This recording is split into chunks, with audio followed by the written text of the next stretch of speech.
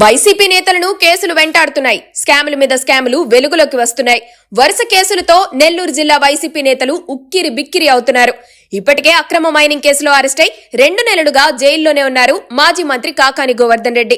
ఆయనపై 10కి పైగా కేసులు నమోదవడంతో ఇప్పుడప్పుడే బెయిల్ రావడం కష్టమేనని అనుచరులే అనుకుంటున్నారు.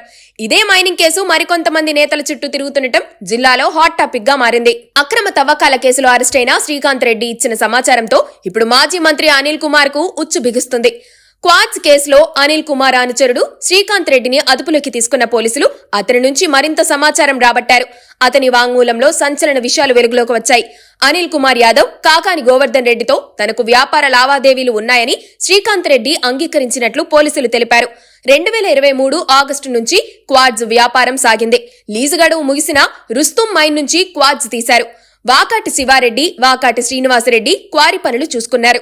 పర్యవేక్షించినందుకు తనకు టన్నుకు 1000 రూపాయలు ఇచ్చేవాళ్లని శ్రీకాంత్ రెడ్డి వాంగ్మూలం ఇచ్చారు. క్వాడ్స్ ను డంపు చేసిన పొలం యజమాని శశిధర్ రెడ్డికి ఎకరాకు 25,000 చొప్పున ఇచ్చేలా ఒప్పందం జరిగిందన్నారు. రుస్తుం మైన్ నుంచి తీసిన క్వాడ్స్ ను దువ్వారు శ్రీకాంత్ రెడ్డి ద్వారా చైనాకు పంపి వచ్చిన డబ్బుతో రియల్ ఎస్టేట్ చేసినట్లు చెప్పారు. గూడూరులో 100 ఎకరాల్లో, నాయుడుపేట దగ్గర 50 ఎకరాల్లో వెంచర్లు వేశారు.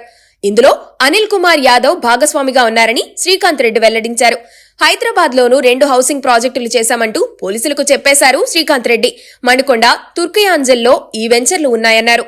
శ్రీకాంత్ రెడ్డి ఇచ్చిన ఈ వాంగ్మూలంతో మాజీ మంత్రి అనిల్ రెడ్డి పాత్ర స్పష్టంగా ఉందని అధికారులు గుర్తించారు. అనిల్ ను ఎప్పుడైనా అరెస్టు చేయొచ్చనే ప్రచారం జరుగుతుంది. అయితే మెజిస్ట్రేట్ ఎదుట శ్రీకాంత్ రెడ్డి చేసిన వ్యాఖ్యలు ఇప్పుడు సంచలనం రేపుతున్నాయి. పోలీసులు తనతో బలవంతంగా సంతకాలు చేయించారని ఆయన ఆరోపించారు. అంతేకాకుండా రిమాండ్ రిపోర్ట్లో ఏముందో తనకు తెలియదని కూడా శ్రీకాంత్ రెడ్డి వెల్లడించారు. ఈ వ్యాఖ్యలు కేసును ఎటు మలుపు తిప్పుతాయో చూడాలి మరి.